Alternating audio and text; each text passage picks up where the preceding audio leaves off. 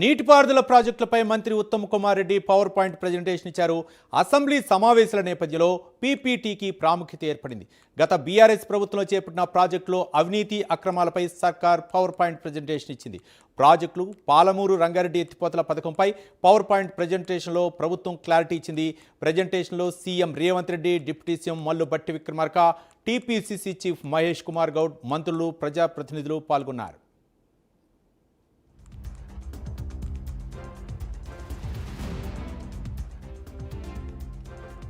మొన్న కల్వకుంట్ల చంద్రశేఖరరావు గారు చాలా కాలం తర్వాత ప్రెస్ తో మాట్లాడుతూ మరి వాళ్ళు పాలమూరు రంగారెడ్డి విషయంలో 90% పనులు చేసినామని చెప్పి ఒక స్టేట్మెంట్ ఇచ్చిండు. మరి మీరు వచ్చిన తర్వాత తట్టెడు మట్టి ఎత్తలేదు, రూపాయి ఖర్చు చేయలేదు, మీరు పాలమూరు రంగారెడ్డి ప్రాజెక్ట్ ని ఇగ్నోర్ చేస్తున్నారు, మీరు కృష్ణా బేసిన్ పై ఉమ్మడి మహబూబ్నగర్ జిల్లా, ఉమ్మడి నల్గొండ జిల్లా మరి ఇరిగేషన్ ప్రాజెక్ట్స్ ఇగ్నోర్ చేస్తున్నారని ఒక ఆరోపణ చేయడం జరిగింది.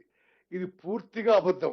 నేను వాళ్ళు చెప్పిన విషయాల్లో కొన్ని పాయింట్ టు పాయింట్ రిబట్టలు ఇచ్చి then will go on to the presentation. వాళ్ళు జియో ఇచ్చింది 10th June 2015 జియో ఇచ్చింది. ఈ పాలమూరు రంగారెడ్డి ప్రాజెక్ట్ కాస్ట్ 35,000 కోట్లని. వాళ్ళ హయాంలో ఖర్చు పెట్టింది 27,000 కోట్లు. ఈ రోజు పాలమూరు రంగారెడ్డి ప్రాజెక్టు పూర్తి చేయడానికి పూర్తి స్థాయిలో డిస్ట్రిబ్యూటరీ ఛానల్స్, ఆయకట్టు కాలువలు, ఆయకట్టు పనులు అంతా పూర్తి చేయడానికి మేము లెక్కలతో సాగు పెడతాం 80,000 కోట్లు దాటుతుంది. మరి 80,000 కోట్ల పనులకి 27,000 కోట్ల పనులు చేసి మేము 90% పనులు చేయడం అనేది ఎంత సత్యదూరమైన విషయమో యావత్ తెలంగాణ ప్రజానీకం గమనించాలి. వాళ్ళు ఉదాహరణకి పాలమూరు రంగారెడ్డి ప్రాజెక్ట్ విషయం చెప్తాను. 2-3 విషయాలు.